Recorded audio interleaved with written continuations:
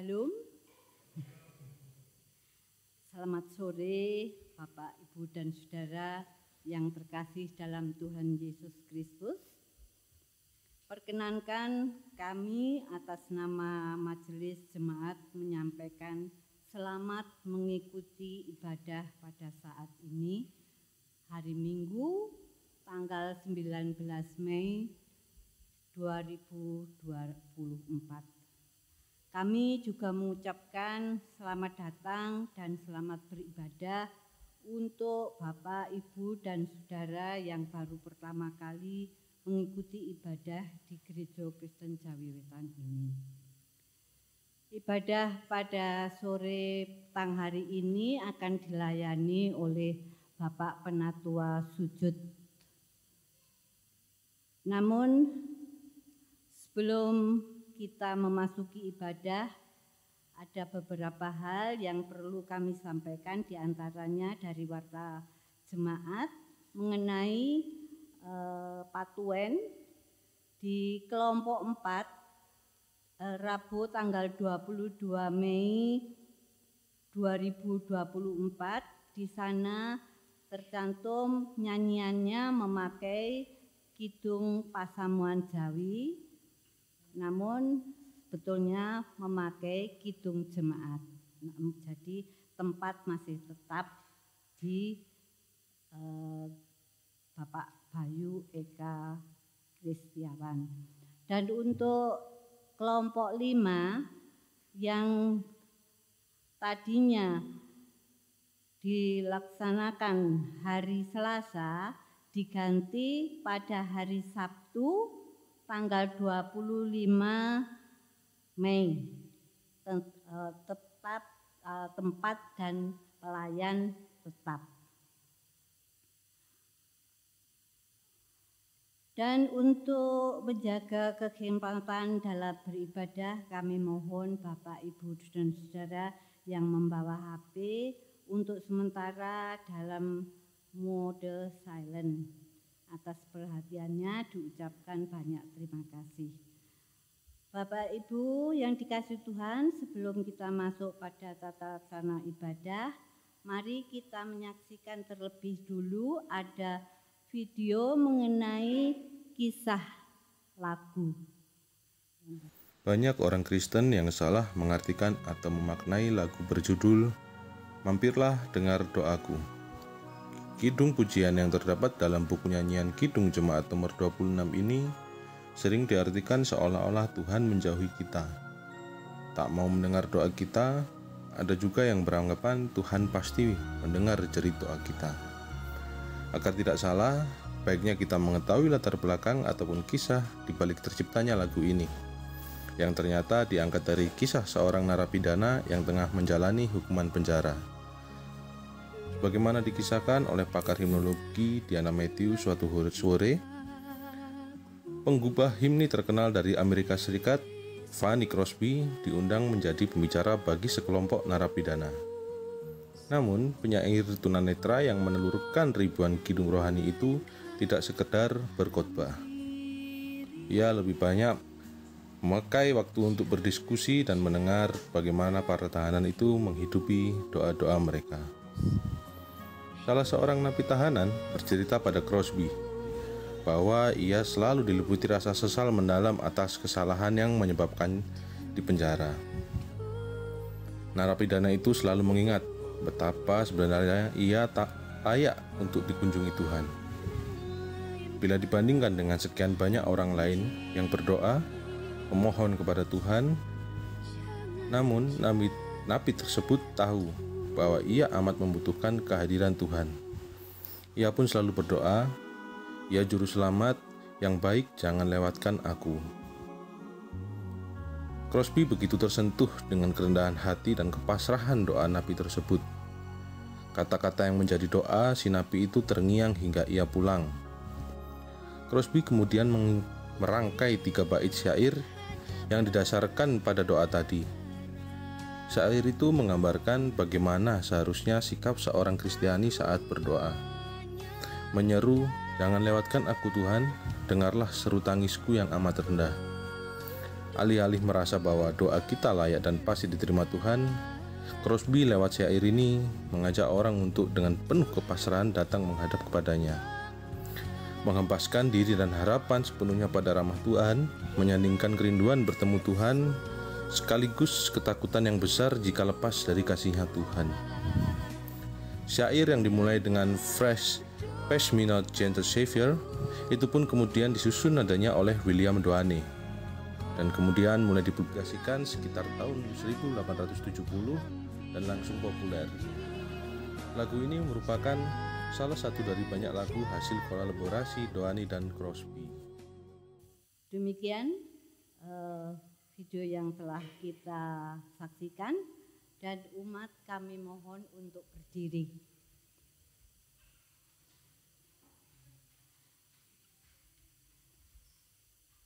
Umat Tuhan terkasih, pada hari ini kita merayakan hari Pentakosta, hari turunnya Roh Kudus. Kita mengingat kembali karya Tuhan Allah kepada para murid Yesus yang berkumpul di Yerusalem, menantikan turunnya Roh Kudus.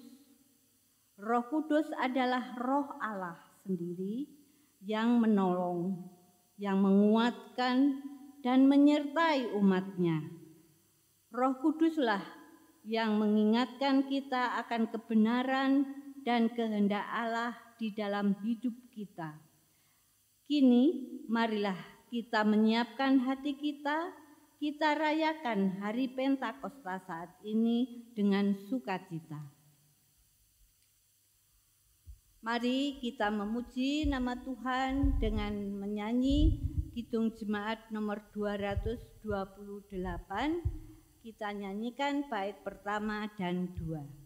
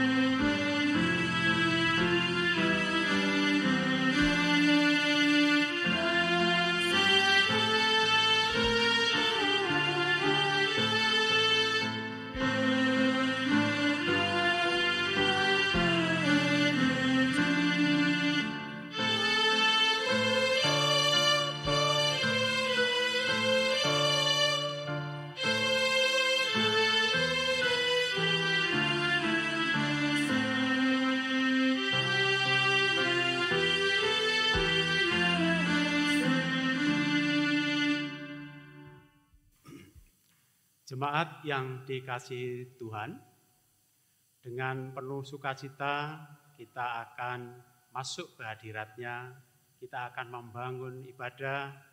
Mari kita teduhkan hati dan pikiran kita rasakan kehadiran Tuhan. Ibadah hari Pentakosta saat ini kita lakukan dengan pengakuan. Pokok pertolongan kita adalah dari Allah Bapa Sang Pencipta, Allah yang menyelamatkan, menolong, dan menghibur umat-Nya, Allah yang kekal kasih setia-Nya, keselamatan dan kesejahteraan dari Allah Bapa dan Tuhan Yesus Kristus beserta kita semuanya.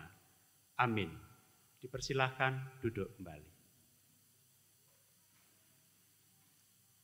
Jemaat yang terkasih, tema ibadah Pentakosta di bulan Kespel saat ini adalah GKJW menjadi saksi dan pelayan perdamaian dan keadilan sosial. Dengan tema khotbah saat ini adalah roh kebenaran yang membawa pengharapan. Melalui tema ini kita diajak bersama untuk memahami bahwa roh kebenaran adalah roh Allah, Roh Kudus yang memampukan setiap orang percaya untuk bersaksi dan melayani. Oleh karena itu kita mohon kepada Tuhan untuk curai hati kita dengan kuasa Roh Kudus. Mari kita pujikan Kidung Keesaan 82 bait 1 dan kedua. Curai hati kami.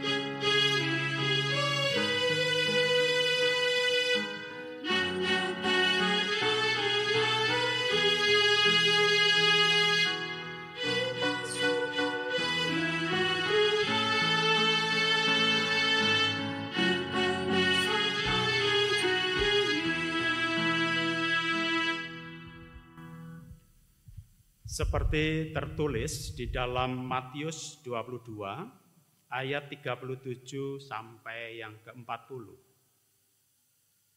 Jawab Yesus kepadanya, "Kasihilah Tuhan Allahmu dengan segenap hatimu dan dengan segenap jiwamu dan dengan segenap akal budimu.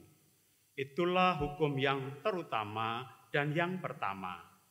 Dan hukum yang kedua yang sama dengan itu ialah kasihilah sesamamu manusia seperti dirimu sendiri." Jemaat yang terkasih, di dalam Injil Matius ini, hukum kasih mengajarkan kepada kita untuk kita mengasihi Tuhan dan sesamanya. Dan saya yakin bahwa kita semua adalah pejuang-pejuang firman. Kita belajar untuk senantiasa hidup seturut dengan firman Tuhan. Tetapi inilah kelemahan manusia. Kadang kita masih punya akar pahit, kadang menjadi batu sandungan, kadang masih terbelenggu dalam dosa, sehingga kita belum bisa mengasihi Tuhan dan sesama dengan tulus. Oleh karena itu pada kesempatan ini mari kita mengakui dosa kita dan memohon pengampunan kepadanya melalui doa. Mari kita berdoa. Tuhan, Allah Bapa kami yang bertahta dalam kerajaan surga yang mulia, kami menghadap kehadirat-Mu Tuhan, mengucapkan segala puji syukur dan terima kasih atas penyertaan-Mu sepanjang kehidupan kami. Kami menyadari bahwa Engkau begitu mengasihi kami. Tapi Tuhan, kami kadang justru telah mengecewakan Tuhan, karena hidup kami belum seturut dengan firman-Mu. Kadang kami belum mampu mengasihi Tuhan dan sesama kami dengan segenap hati, dengan segenap jiwa, dengan segenap akal budi. Kadang kami sering dihadapkan pada suatu suasana yang sering membuat kami menjadi kecewa, marah, jengkel, sehingga tanpa kami sadari, sikap tutur kata dan perbuatan kami telah menyakiti orang-orang di sekitar kami, terlebih orang-orang di dekat kami. Telah menyakiti istri, suami, orang tua, anak-anak, saudara-saudara, sahabat, dan telah melukai teman-teman kami. Oleh karena itu Tuhan, ampuni segala dosa dan kesalahan kami, ampuni kesombongan kami, ampuni keakuan kami, keegoisan kami, ampuni segala pikiran, tutur kata, dan perbuatan kami yang tidak sesuai dengan kehendak-Mu. Sucikan dan kuduskan Tuhan, supaya kami layak di hadapan-Mu, layak membangun ibadah, layak menerima firman-Mu, layak memuji dan memuliakan nama-Mu. Biarlah pujian ini berkenan di hati Tuhan, menyenangkan hati Tuhan, dan semuanya untuk kemuliaan nama-Mu. Demikian Tuhan, seluruh doa kami, doa yang jauh daripada sempurna ini, hanya kami panjatkan pada Putra-Mu yang tunggal, Tuhan kami Yesus Kristus. Di dalam nama Tuhan Yesus, kami boleh berdoa dan bersyukur. Amin. Jemaat yang terkasih, pengampunan yang diberikan Tuhan kepada kita sungguh luar biasa. Yesus rela menanggung dosa kita dengan mati di kayu salib dan menebus kita dari hukuman karena dosa kita. Mari kita terima berita anugerah yang diambil dari 1 Tesalonika 5 ayat 9 yang demikian firman-Nya. Karena Allah tidak menetapkan kita untuk ditimpa murka, tetapi untuk beroleh keselamatan oleh Yesus Kristus Tuhan kita. Mari kita sambut berita anugerah ini dengan kembali memuji Kidung Jemaat 237 bait 1 dan 2. Roh Kudus tetap teguh.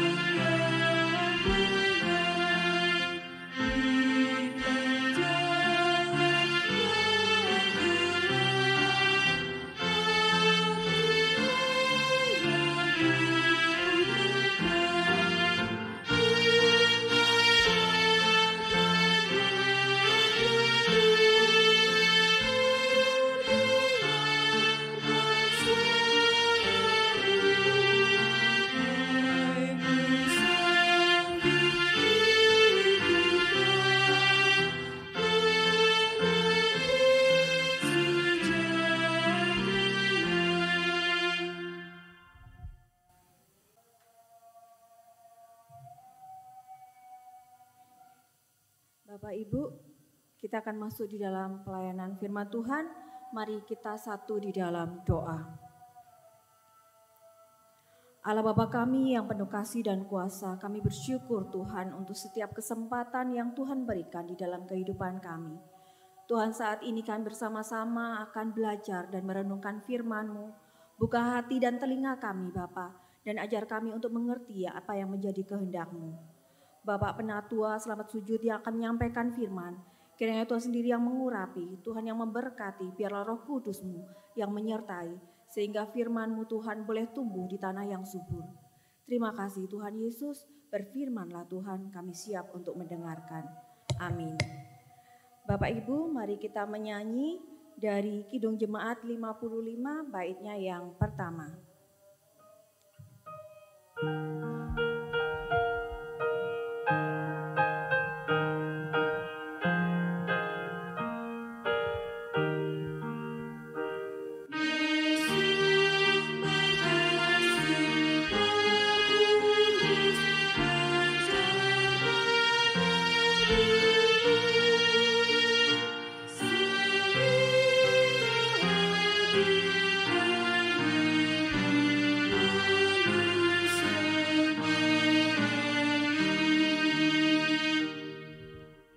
Bacaan yang pertama diambil dari Yehezkiel 37 ayat 1 sampai 14. Yehezkiel 37 ayat 1 sampai 14. Kebangkitan Israel. Lalu kekuasaan Tuhan meliputi aku, dan Ia membawa aku keluar dengan perantaraan Roh-Nya dan menempatkan aku di tengah-tengah lembah, dan lembah ini penuh dengan tulang-tulang. Ia membawa aku melihat tulang-tulang itu berkeliling-keliling dan sungguh amat banyak bertaburan di lembah itu. Lihat, tulang-tulang itu amat kering. Lalu ia berfirman kepadaku, "Hai anak manusia, dapatkah tulang-tulang itu dihidupkan kembali?" Aku menjawab, "Ya Tuhan Allah, Engkaulah yang mengetahui." Lalu firman-Nya kepadaku, "Bernubuatlah mengenai tulang-tulang ini, dan katakanlah kepadanya, hai tulang-tulang yang kering, dengarlah firman Tuhan. Beginilah firman Tuhan Allah kepada tulang-tulang ini. Aku memberi nafas hidup di dalammu, supaya kamu hidup kembali. Aku akan memberi urat-urat padamu, dan menumbuhkan daging padamu. Aku akan menutupi kamu dengan kulit, dan memberikan kamu nafas hidup, supaya kamu hidup kembali, dan kamu akan mengetahui bahwa akulah Tuhan." Lalu aku bernubuat seperti diperintahkan kepadaku, dan segera sesudah aku bernubuat, kedengaranlah suara, sungguh suatu suara berderak-derak, dan tulang-tulang itu bertemu satu sama lain. Sedang aku mengamat-amatinya, lihat, urat-urat ada dan daging tumbuh padanya. Kemudian kulit menutupinya, tetapi mereka belum bernafas. Maka firman-Nya kepadaku, "Bernubuatlah kepada nafas hidup itu. Bernubuatlah, hai anak manusia, dan katakanlah kepada nafas hidup itu. Beginilah firman Tuhan Allah, hai nafas hidup, datanglah dari keempat penjuru angin, dan berembuslah ke dalam orang-orang yang terbunuh ini, supaya mereka hidup kembali." Lalu aku bernubuat seperti diperintahkannya kepadaku, dan nafas hidup itu masuk di dalam mereka, sehingga mereka hidup kembali. Mereka menjejakkan kakinya, suatu tentara yang sangat besar. Firman-Nya kepadaku, "Hai anak manusia, tulang-tulang ini adalah seluruh kaum Israel. Sungguh, mereka sendiri mengatakan, tulang-tulang kami sudah menjadi kering dan pengharapan kami sudah lenyap. Kami sudah hilang. Oleh sebab itu, bernubuatlah dan katakan kepada mereka, beginilah firman Tuhan, sungguh, aku membuka kubur-kuburmu dan membangkitkan kamu, hai umatku, dari dalamnya, dan aku akan membawa kamu ke tanah Israel.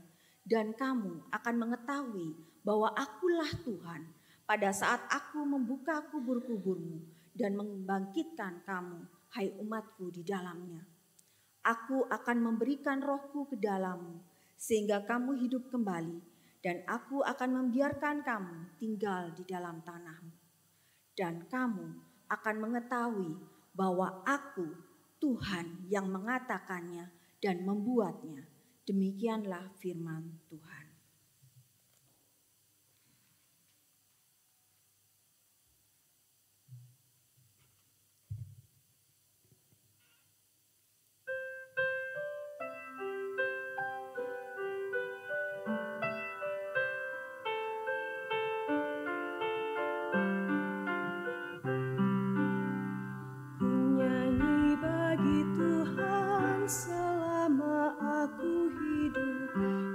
Mazmur bagi Allah selama aku ada, biar renunganku manis terdengar kepadanya.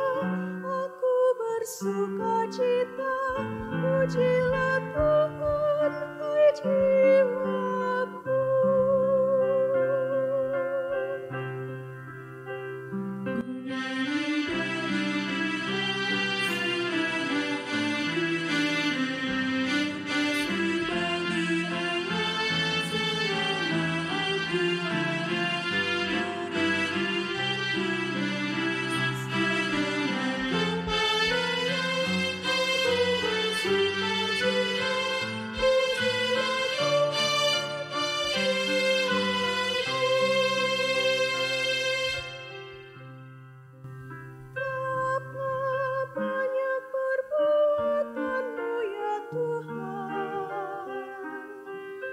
Jadikan dengan bijaksana bumi penuh dengan ciptaanmu. Banyak perbuatanmu ya Tuhan.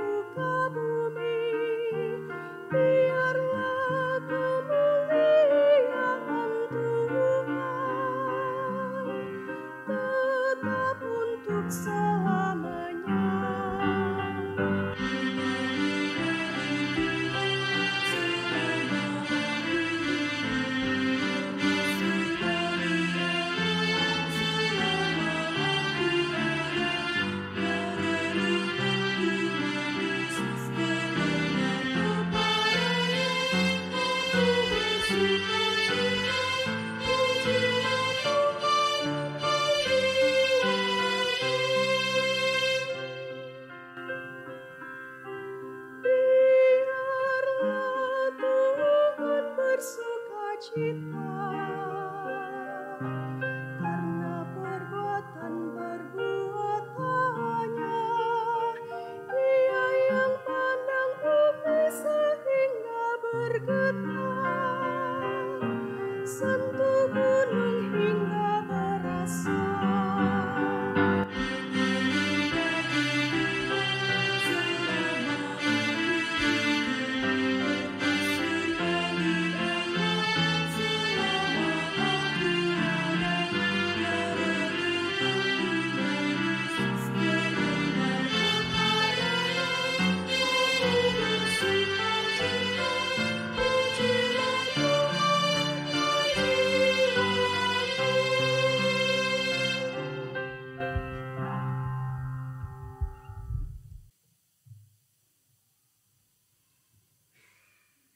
Bacaan kedua terambil dari Roma 8 ayat 22 sampai dengan 27. Roma 8 ayat 22 sampai 27 yang demikian firman Tuhan.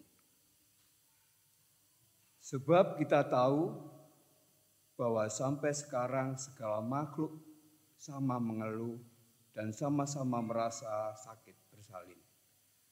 Dan bukan hanya mereka saja, tetapi kita yang telah menerima karunia sulung roh, kita juga mengeluh dalam hati kita sambil menantikan pengangkatan sebagai anak, yaitu pembebasan tubuh kita.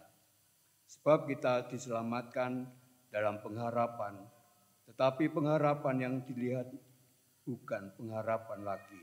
Sebab bagaimana orang masih mengharapkan apa yang dilihatnya. Tetapi jika kita mengharapkan apa yang tidak kita lihat, kita menantikannya dengan tekun. Demikian juga Roh membantu kita dalam kelemahan kita, sebab kita tidak tahu bagaimana sebenarnya harus berdoa. Tetapi Roh sendiri berdoa untuk kita kepada Allah dengan keluhan-keluhan yang tidak terucapkan. Dan Allah yang menyelidiki hati nurani mengetahui maksud Roh itu, yaitu bahwa Ia sesuai dengan kehendak Allah berdoa untuk orang-orang kudus. Kita tahu sekarang bahwa Allah turut bekerja dalam segala sesuatu untuk mendatangkan kebaikan bagi mereka yang mengasihi Dia, yaitu bagi mereka yang terpanggil sesuai dengan rencana Allah. Demikianlah firman Tuhan. Inilah permulaan Injil Yesus Kristus.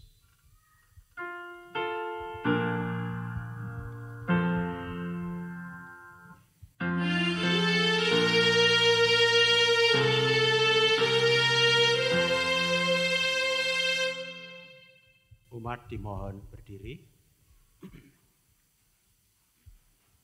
Injil Yesus Kristus menurut kesaksian Yohanes 15 ayat 26 sampai 27, dilanjut Yohanes pasal 16 ayat 4b hingga 15, yang demikian bunyi firman-Nya. Jikalau penghibur yang akan kuutus dari Bapa datang, yaitu Roh kebenaran yang keluar dari Bapa, Ia akan bersaksi tentang Aku. Tetapi kamu juga harus bersaksi, karena kamu dari semula bersama-sama dengan Aku. Pasal 16 ayat 4b. Hal ini kukatakan kepadamu dari semula, karena selama ini Aku masih bersama-sama dengan kamu. Tetapi sekarang Aku pergi kepada Dia yang telah mengutus Aku, dan tiada seorang pun di antara kamu yang bertanya kepadaku, "Kemana engkau pergi?" Tetapi karena Aku mengatakan hal itu kepadamu, sebab itu hatimu berduka cita. Namun benar yang kukatakan ini kepadamu adalah lebih berguna bagi kamu jika Aku pergi. Sebab jikalau aku tidak pergi, penghibur itu tidak akan datang kepadamu. Tetapi jikalau aku pergi, aku akan mengutus dia kepadamu. Dan kalau ia datang, ia akan mengisapkan dunia akan dosa, kebenaran, dan penghakiman. Akan dosa karena mereka tetap tidak percaya kepadaku. Akan kebenaran karena aku pergi kepada Bapa dan kamu tidak melihat aku lagi. Akan penghakiman karena penguasa dunia ini telah dihukum. Masih banyak hal yang harus kukatakan kepadamu, tetapi sekarang kamu belum dapat menanggungnya. Tetapi apabila ia datang, yaitu Roh kebenaran, ia akan memimpin kamu ke dalam seluruh kebenaran. Sebab ia tidak akan berkata-kata dari dirinya sendiri, tetapi segala sesuatu yang didengarnya itulah yang akan dikatakannya, dan ia akan memberikan kepadamu hal-hal yang akan datang. Ia akan memuliakan aku, sebab ia akan memberitakan kepadamu apa yang diterimanya daripadaku. Segala sesuatu yang Bapa punya adalah aku punya, sebab aku berkata, ia akan memberitakan kepadamu apa yang diterimanya daripadaku. Yang berbahagia adalah kita yang memelihara dalam hati setiap firman Tuhan dan melakukannya dalam hidup sehari-hari. Amin.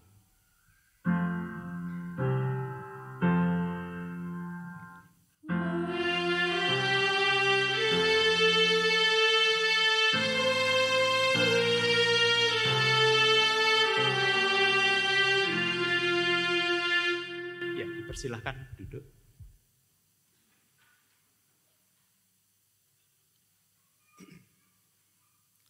Ya, Bapak, Ibu, dan saudara-saudari yang terkasih di dalam Tuhan Yesus Kristus, Shalom. Ya. Apa kabar? Baik ya, luar biasa.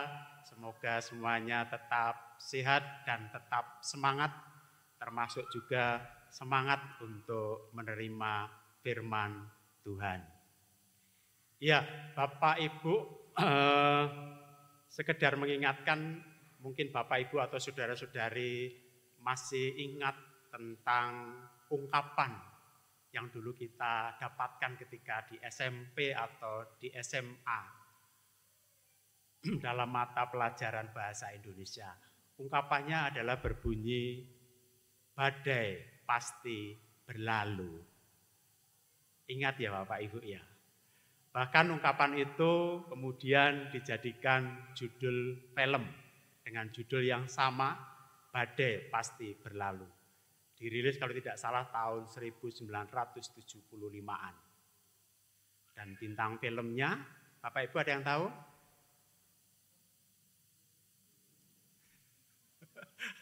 Bapak Ibu ada yang tahu? Tahun 1975-an, saya tepatnya agak lupa. Siapa pemeran film Badai Pasti Berlalu? Ada hadiahnya Bapak Ibu? Nanti saya nilai keaktifannya. Iya, Roy Martin dan Christine Hakim. Ingat ya, mungkin yang seusia saya gitu ya, generasi X atau generasi baby boomers pasti ingat sekali dan mungkin menjadi favoritnya. Dan pada saat itu juga muncul lagu yang judulnya sama dengan ungkapan itu. Badai Pasti Berlalu. Dan kebetulan menjadi theme song dari film Badai Pasti Berlalu itu. Dan yang menyanyikan banyak, ada Berlian Hutauro, ada Chrisye gitu ya. Dan sekarang diaransemen oleh Ari Lasso maupun Noah. Nah ini mungkin yang anak-anak muda, generasi Gen Z ataupun milenial pasti suka dengan itu. Karena genrenya kita beda ya dengan anak muda. Anak muda kan suka K-pop ya, Suju, Super Junior ya, kemudian Blackpink. Dan baru saja kemarin konser di GBK NCT Dream. Sampai hafal ya Bapak Ibu. Ya, jadi mungkin Bapak Ibu masih ingat ya saudara-saudara tentang badai pasti berlalu. Lagunya demikian, kalau tidak salah refrennya. Badai pasti berlalu, badai pasti berlalu, badai pasti berlalu. Mungkin nanti anak muda bisa cari di YouTube, tapi jangan sekarang ya, nanti setelah ibadah. Ya, mungkin hanya penggalan saja Bapak Ibu, kalau saya nyanyikan seluruhnya nanti Bapak Ibu pada tidur semua. Ya itu adalah bakat terpendam saya, tapi saya biarkan tetap terpendam.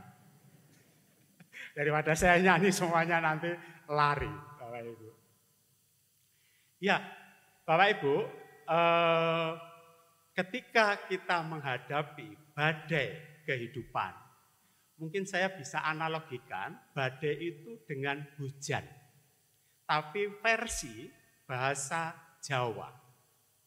Karena bahasa Jawa itu kaya sekali. Untuk menyebutkan hujan, orang Inggris hanya menyebut rain, gitu ya Pak ya. Tapi orang Jawa itu banyak sekali. Nah saya mau analogikan, masalah yang kita hadapi, pergumulan yang kita hadapi itu sama dengan hujan. Kalau hujan itu airnya lembut sekali, itu namanya adalah kepyur. Kepyur Bapak Ibu, jadi lembut sekali. Nah kalau kepyur ini saya analogikan sebagai ada masalah tapi sepele, masalah kecil gitu ya. Kemudian ada juga di atasnya kepyur. Jadi hujannya sudah agak besar tapi kecil-kecil dan jarang. Namanya adalah teletik. Orang Jawa lupa dengan bahasanya sendiri. Teletik. Berarti ada masalah tapi agak ya di atas sepele tadi. Nah di atas letik itu ada hujan yang agak besar titik-titiknya. Dan lebih sering. Itu namanya gerimis. Jadi kalau orang gerimis belum mengatakan hujan, tapi masih gerimis. Nah itu mungkin ada, muncul masalah. Nah di atas gerimis itu ada udan. Nah kalau orang bilang, oh udan, nah seperti itu udan itu. Ya berarti masalahnya sudah cukup berat. Nah di atas udan ada deres. Udan deres. Nah ini masalahnya sudah menjadi masalah berat. Nah yang paling berat adalah ketika hujan deras disertai dengan angin kencang, petir menyambar-nyambar puting beliung. Nah itu adalah namanya badai kehidupan. Suatu permasalahan yang rumit bagi kita semuanya. Dan kita baru saja juga menyelesaikan badai internasional Bapak Ibu. Badai COVID-19 sudah berlalu. Puji Tuhan. Sekarang ada badai politik. Ya, mungkin ketika badai COVID ada Bapak Ibu yang sempat kena gitu ya, dan saya sendiri juga sempat kena, kemudian dikarantina. Jadi akibatnya sekarang saya tenggorokannya sering kering. Jadi mohon maaf saya sambil minum Bapak Ibu ya.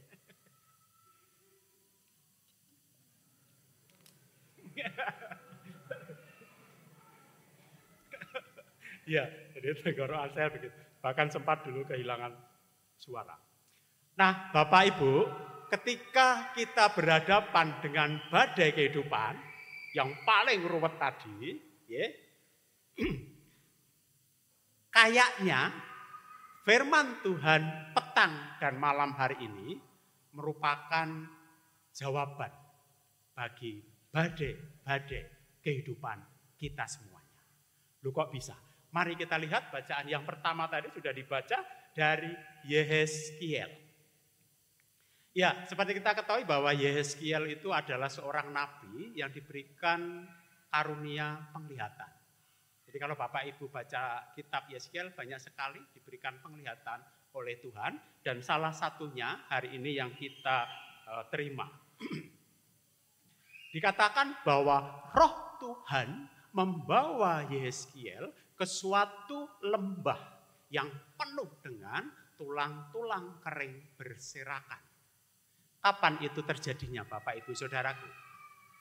Terjadinya adalah ketika bangsa Israel di dalam pembuangan di Babilonia yang sekarang ada di Irak. Jadi kisahnya demikian Bapak Ibu, mungkin saya kajian historis dulu ya. Yehezkiel itu lahir pada tahun 622 sebelum Masehi. Mungkin kalau salah nanti bisa dikoreksi. 622 sebelum Masehi. Dia dilahirkan dari seorang ayah yang menjadi imam, namanya Imam Buzi. Dan ayahnya menginginkan anaknya ini juga nanti akan menjadi imam seperti bapaknya. Tetapi bukan nepotisme Bapak Ibu. Ya. Nah, ketika dalam didikan itu datanglah serangan tentara Nebukadnezar dari Babel menyerang Yerusalem, menyerang kerajaan Yehuda. Yehuda itu ada di Israel Selatan. Dan akhirnya Yerusalem bisa dihancurkan, dan kemudian anak-anak muda yang masih usia produktif, bahkan para pembesar, para bangsawan, dan tenaga-tenaga ahli diboyong semuanya ke Babel untuk dipakai membangun Babel. Termasuk pada waktu itu adalah Daniel. Sementara Yehezkiel waktu itu masih usianya 17 tahun. Jadi belum usia produktif. Jadi tidak ikut di bawah. Nah, baru pada tahun 605 ya tadi ya. Yang kedua adalah tahun 597. Jadi 605 itu diserbu oleh Nebukadnezar. Pada tahun 597 ketika Yehezkiel usianya 25 tahun kembali diserbu oleh kerajaan Babel. Dan kembali kerajaan Babel memboyong tenaga-tenaga muda. Nah, pada waktu itulah Yehezkiel beserta 10.000 anak muda diboyong ke Babel dan dikerja paksa di sana.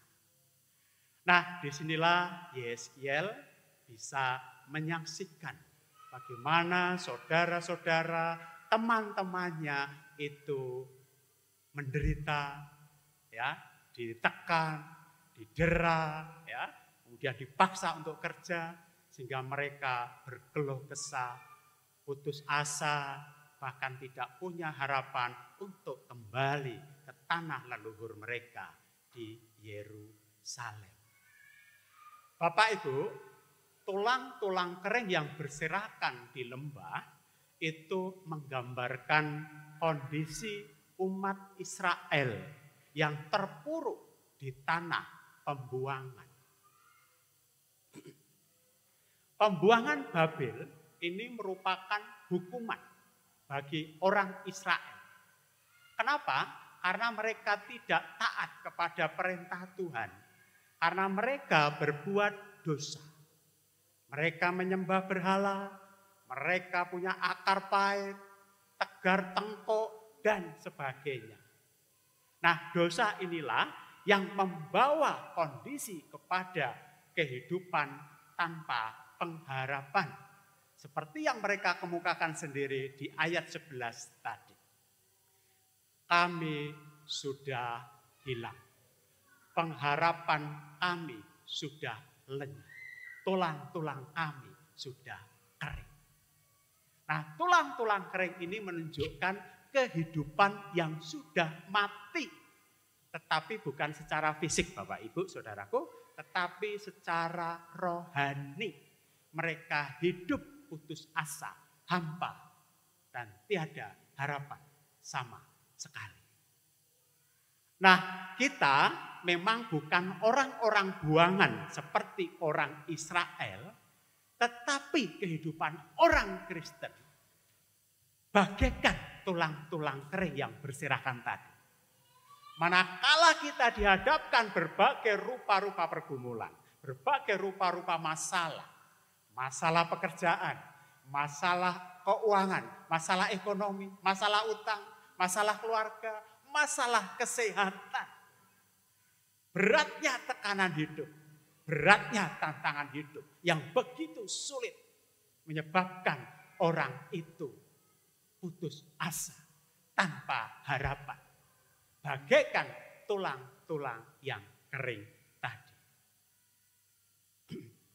Nah, Bapak Ibu, di tengah lembah, di tengah tulang-tulang kering itu, Tuhan berkata kepada Yehezkiel, "Hei anak manusia, dapatkah tulang-tulang kering ini kembali dihidupkan?" Kenapa Tuhan menyebut Yehezkiel sebagai "Hei anak manusia"?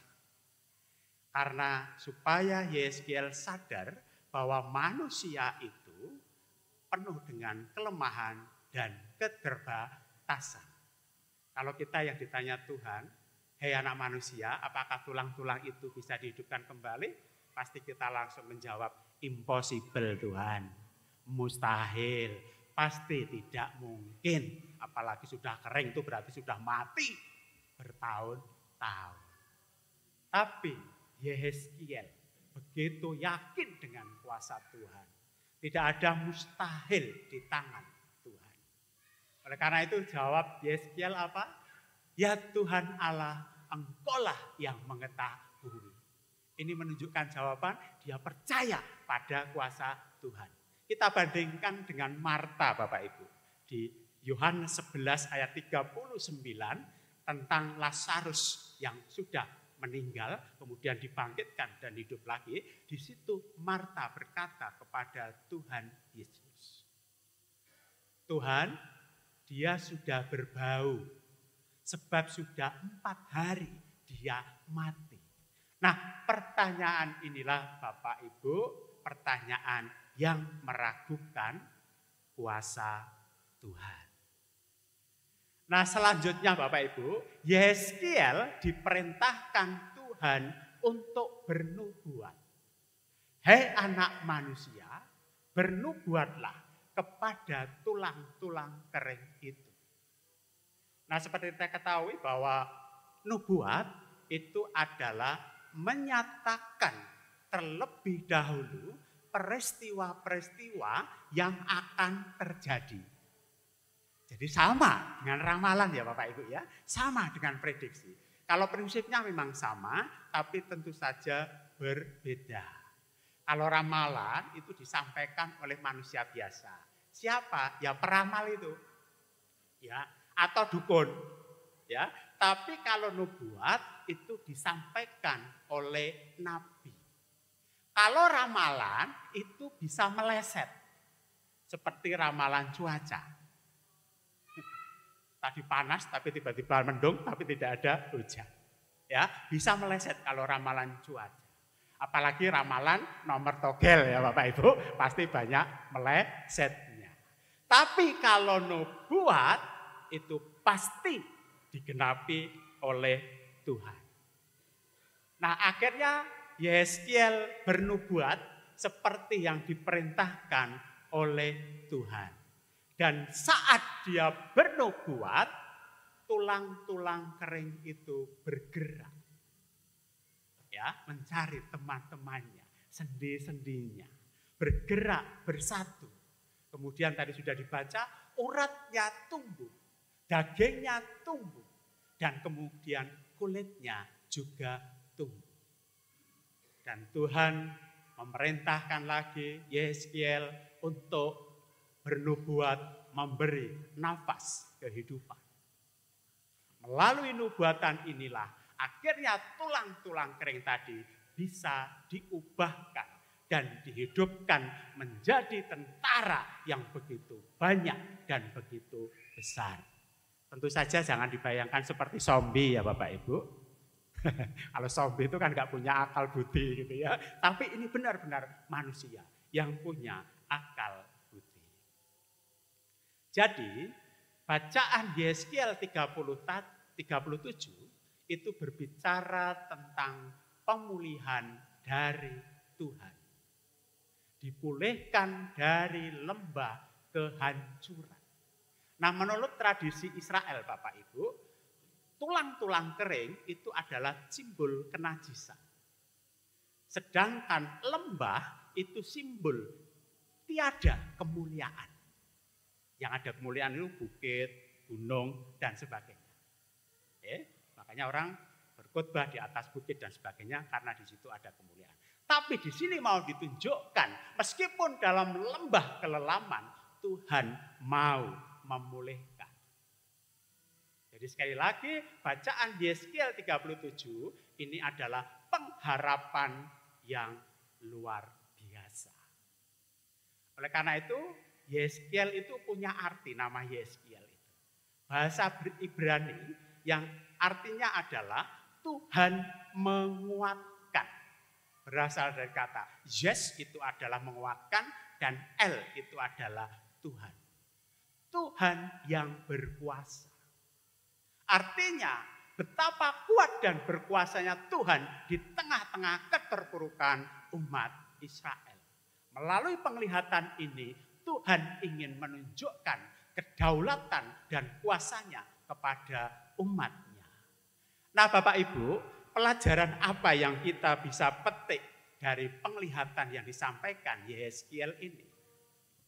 Yang pertama, ketika kita dihadapkan pada badai kehidupan, mari kita mendekat kepada Allah. Ya, ketika kita dihadapkan pada rupa-rupa pergumulan, pasti kita akan menderita. Oleh karena itu, apa makna dari apa yang kita pelajari tadi? Mari kita mendekat kepada Allah, yaitu sumber hidup. Jadi tulang, urat, daging, kulit yang tumbuh dan bersatu, itu semuanya berasal dari Tuhan, Sang Sumber Hidup. Oleh karena itu, mari kita juga mendekat kepada Tuhan.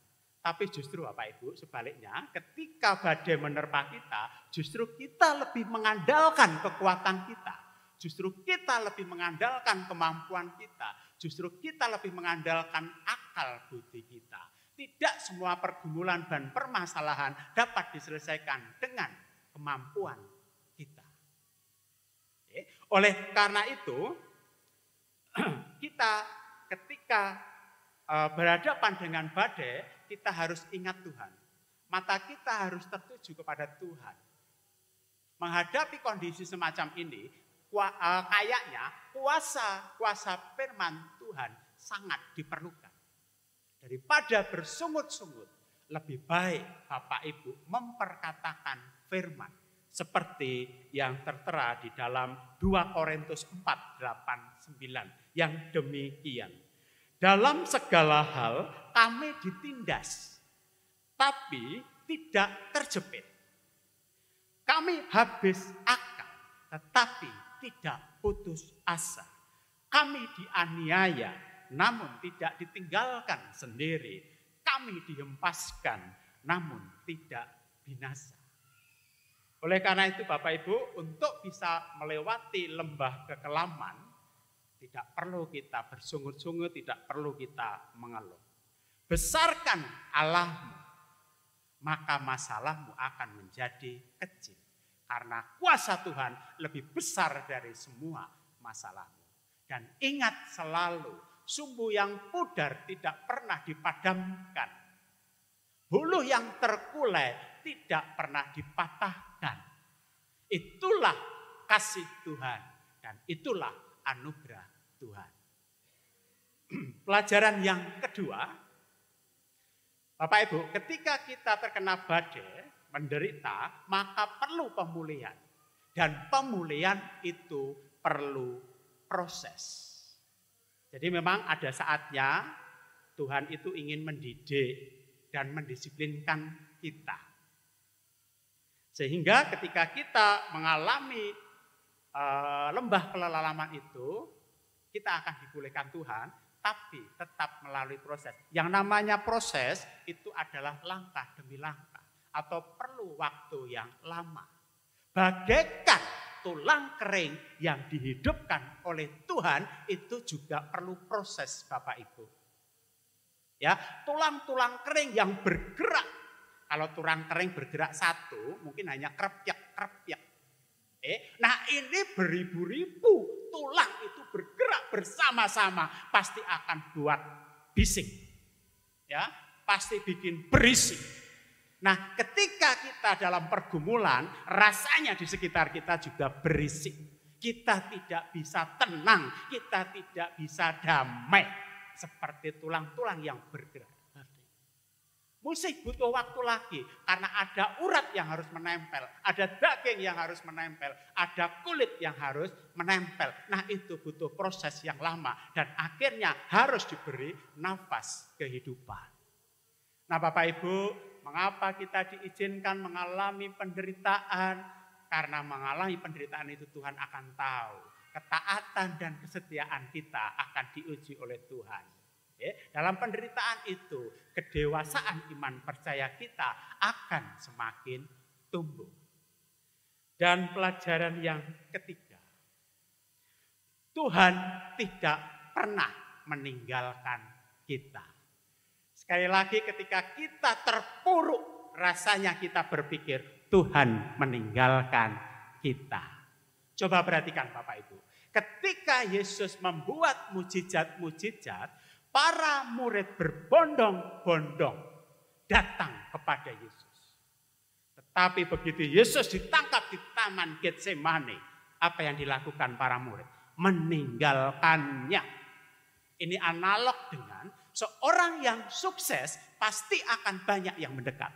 Seorang yang ketika menjabat dan sukses pasti banyak yang mendekat. Tetapi ketika dia sudah tidak menjabat atau bangkrut, maka orang-orang pergi meninggalkan dia. Tuhan tidak seperti ini. Tuhan akan senantiasa ada baik dalam suka maupun duka.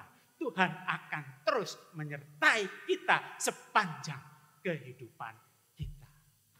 Oleh karena itu, yakin dan percayalah bahwa tidak ada mustahil bagi Tuhan.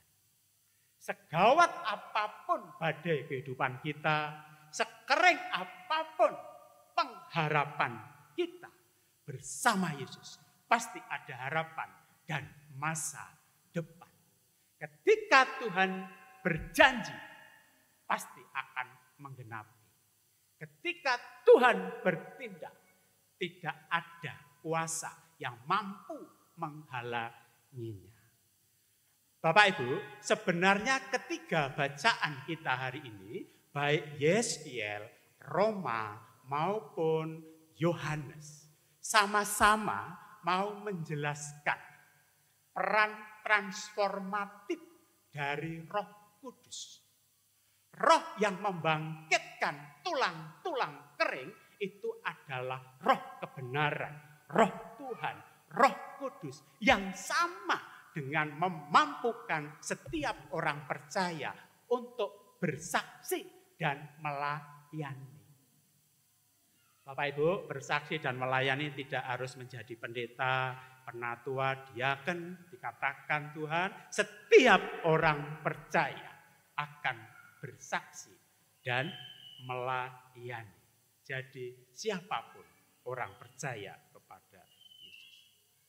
Dan hari ini puji syukur kita memperingati Pentakosta. Hari di mana Roh Kudus turun. Ada joke yang lucu Bapak Ibu.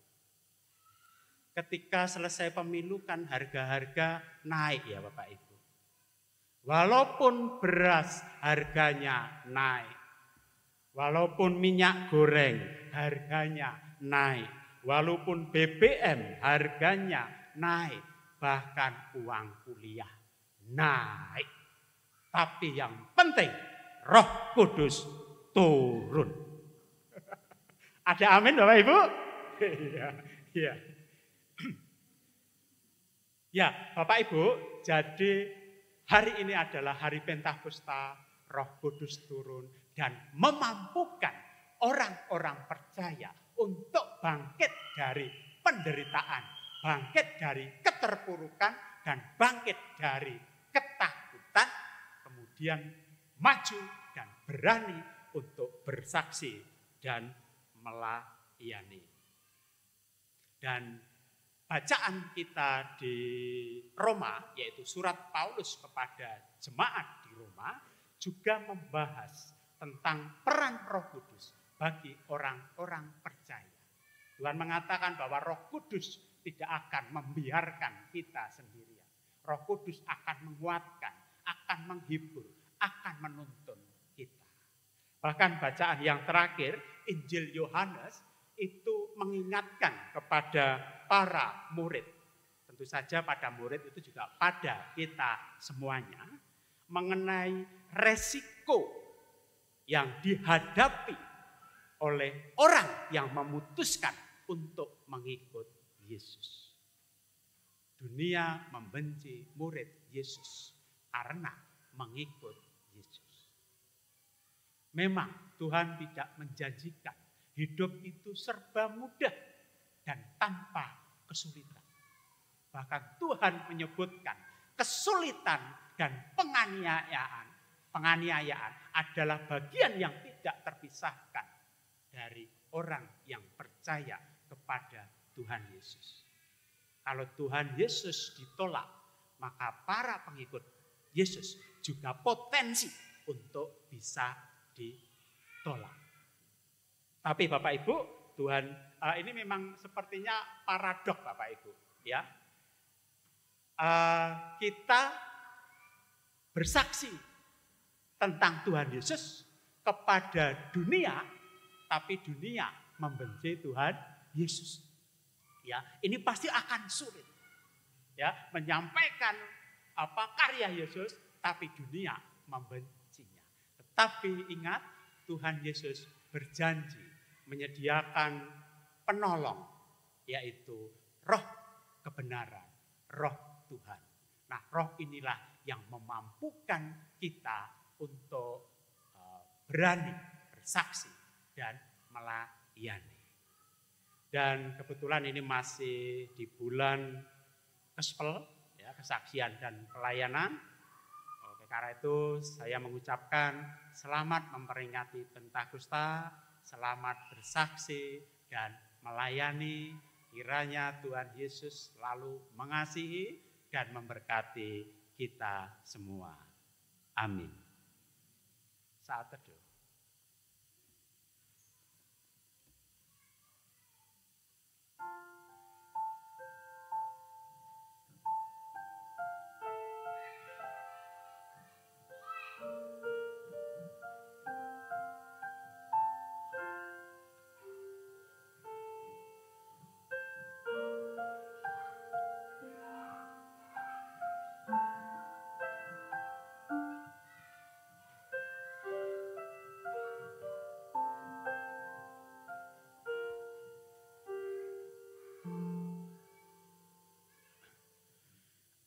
Mari kita sambut firman yang sudah kita terima malam hari ini dengan kita memuji Kidung Jemaat 240A bait pertama saja. Dipersilakan.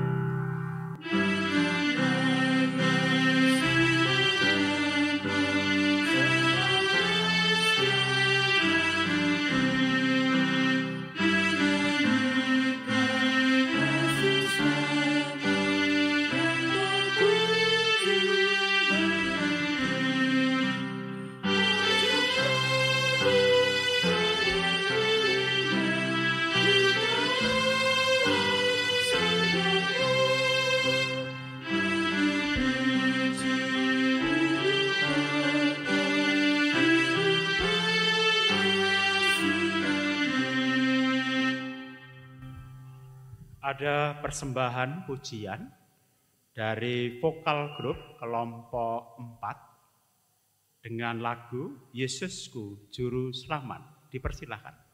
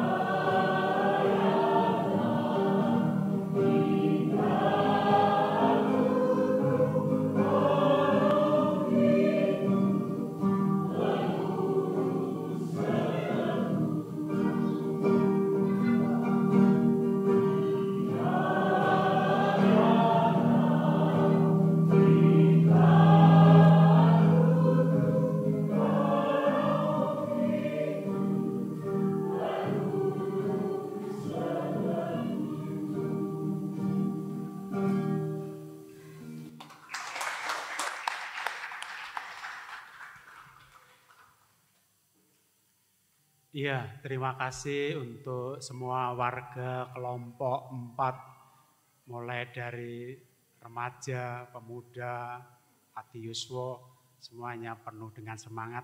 Kalau ini bakat terpendam yang tidak usah dipendam Bapak Ibu ya. Terima kasih sekali lagi, kiranya Tuhan memberkati. Tepuk tangan untuk vokal kelompok 4.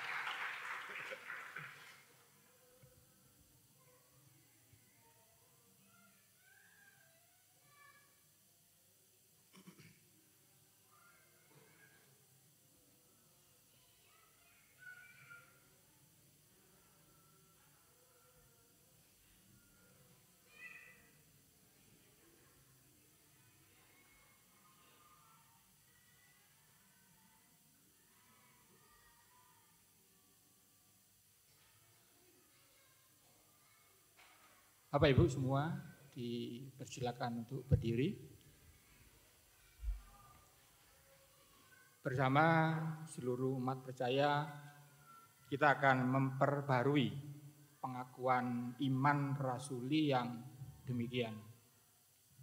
Aku percaya kepada Allah Bapa yang Maha Kuasa, Khalik langit dan bumi, dan kepada Yesus Kristus, anaknya yang tunggal Tuhan kita, yang dikandung daripada Roh Kudus, lahir dari anak darah Maria, yang menderita di bawah pemerintahan Pontius Pilatus, disalibkan, mati dan dikuburkan, turun ke dalam kerajaan maut. Pada hari yang ketiga, bangkit pula dari antara orang mati, naik surga, duduk di sebelah kanan Allah Bapa yang Maha Kuasa, dan akan datang dari sana untuk menghakimi orang yang hidup dan yang mati. Aku percaya kepada Roh Kudus, gereja yang kudus dan persekutuan orang kudus, pengampunan dosa, kebangkitan daging, dan hidup yang kekal. Amin. Dipersilakan duduk kembali.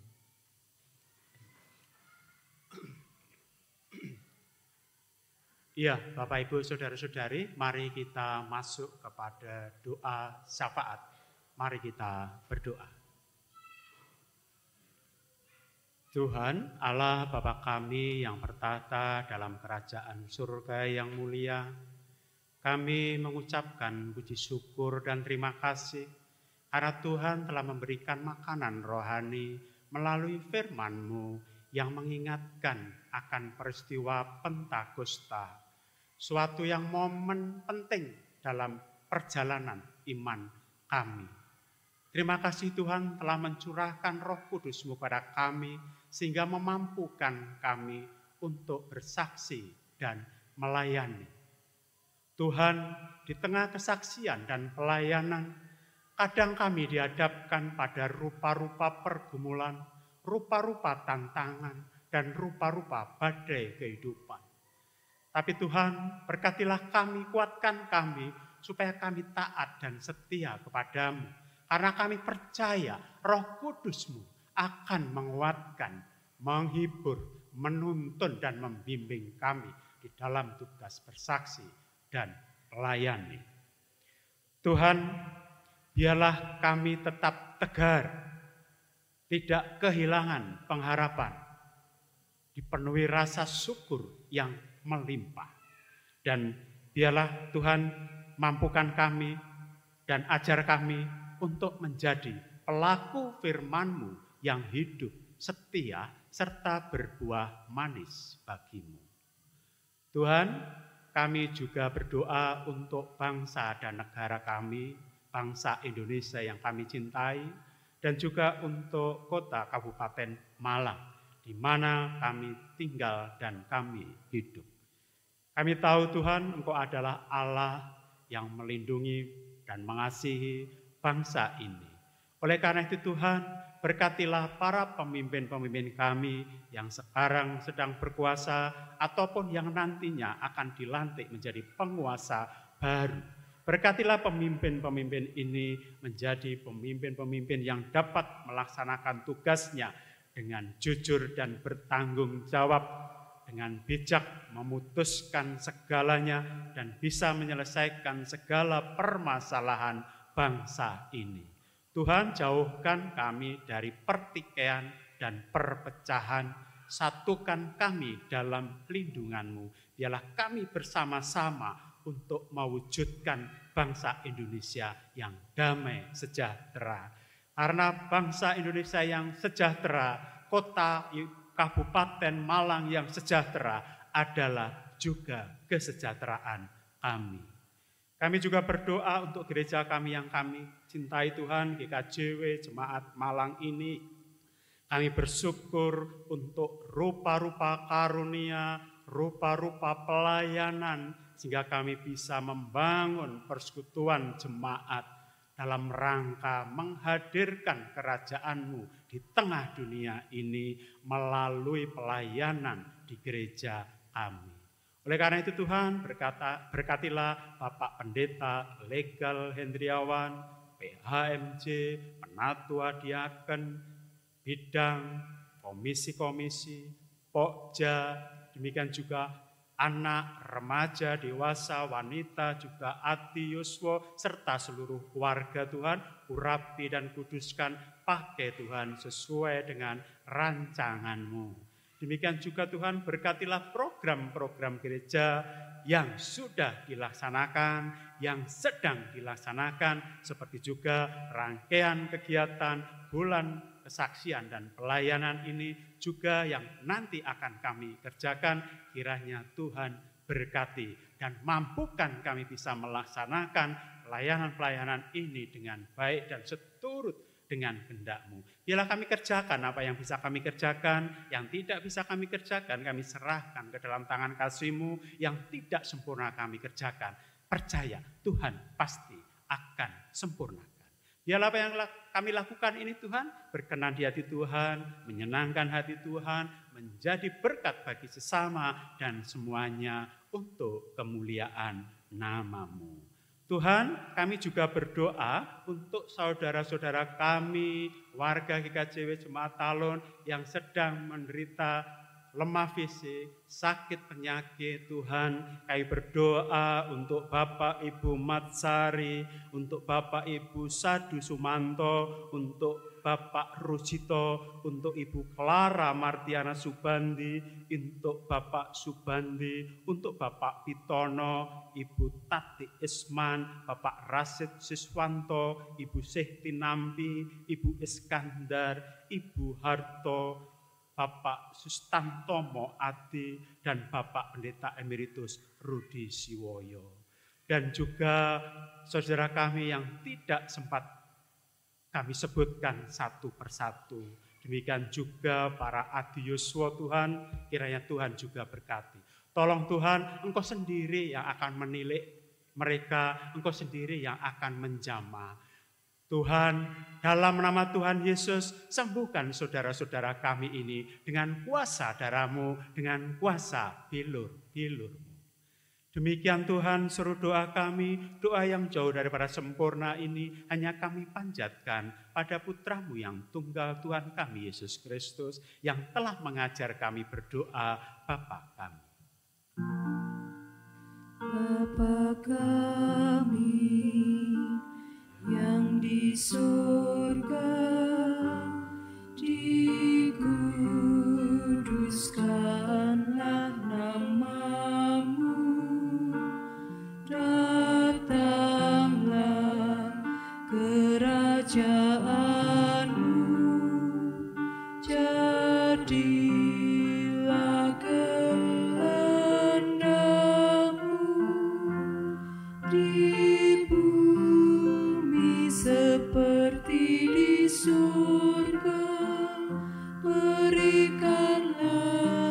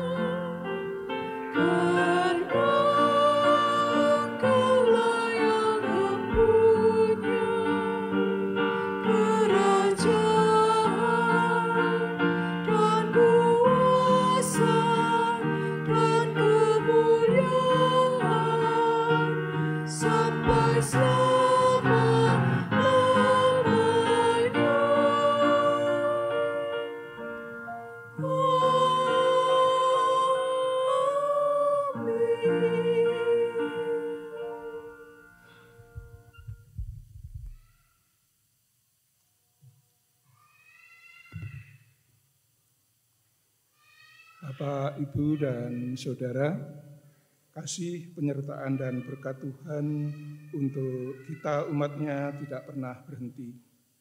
Kebaikan dan kasih-Nya telah menyelamatkan kita. Karena kebaikannya itu, marilah mengucap syukur dan kita wujudkan dalam persembahan kita. Sebagai dasar di dalam kita mempersembahkan, ada firman Tuhan yang diambil dari Kolose 3 ayat 17 yang demikian firman-Nya. Dan segala sesuatu yang kamu lakukan dengan perkataan atau perbuatan, lakukanlah semua itu di dalam nama Tuhan Yesus, sambil mengucap syukur oleh Dia kepada Allah Bapa kita. Mari saudara-saudara yang terkasih, kita mempersembahkan persembahan yang sudah kita siapkan sambil kita memuji Kidung Jemaat 233, bait 1 sampai selesainya persembahan. Roh Kudus turunlah.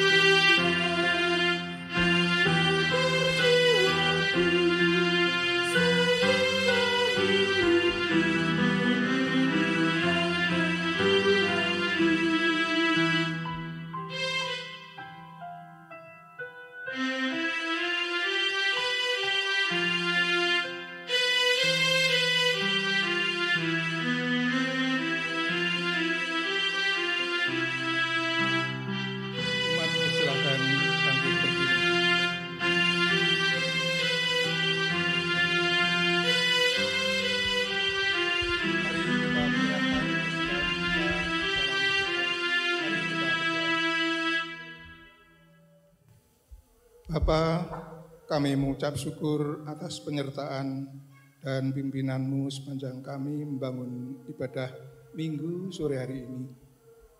Engkau telah menuntun dan membimbing ibadah kami. Dalam ibadah ini, kami telah menyerahkan persembahan sebagai ucapan syukur kami. Kiranya Tuhan berkenan menerimanya dan memberkati persembahan ini. Berkati juga tangan-tangan yang telah memberikan persembahan dengan berkat-Mu yang berkecukupan di setiap hari. Dan kiranya persembahan ini boleh menopang dalam pelayanan gereja-Mu. Bagi yang mengelola persembahan, kiranya Tuhan berkati dengan roh hikmat dan bijaksana, sehingga bisa mengelolanya dengan baik dan benar menurut kehendak-Mu. Terima kasih Bapa. Kami serahkan persembahan ini di dalam nama Tuhan Yesus Kristus. Amin.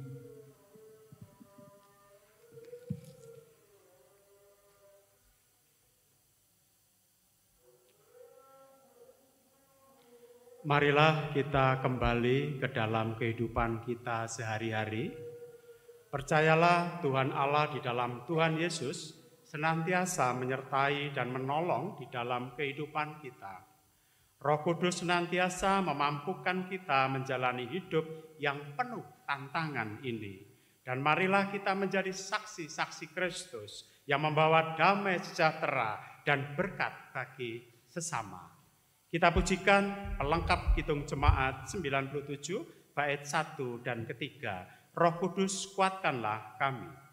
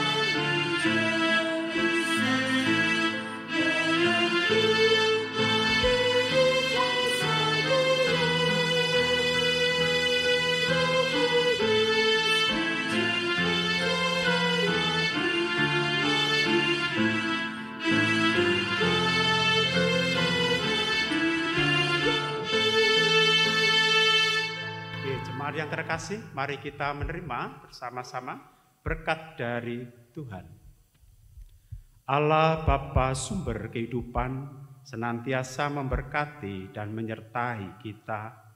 Tuhan Yesus Kristus sumber keselamatan senantiasa menolong dan menuntun kehidupan kita. Roh Kudus sumber kekuatan senantiasa memampukan, menguatkan, dan memberikan damai sejahtera kepada kita kini sampai kekal selamanya. Amin. Pujian Kidung Jemaat 474.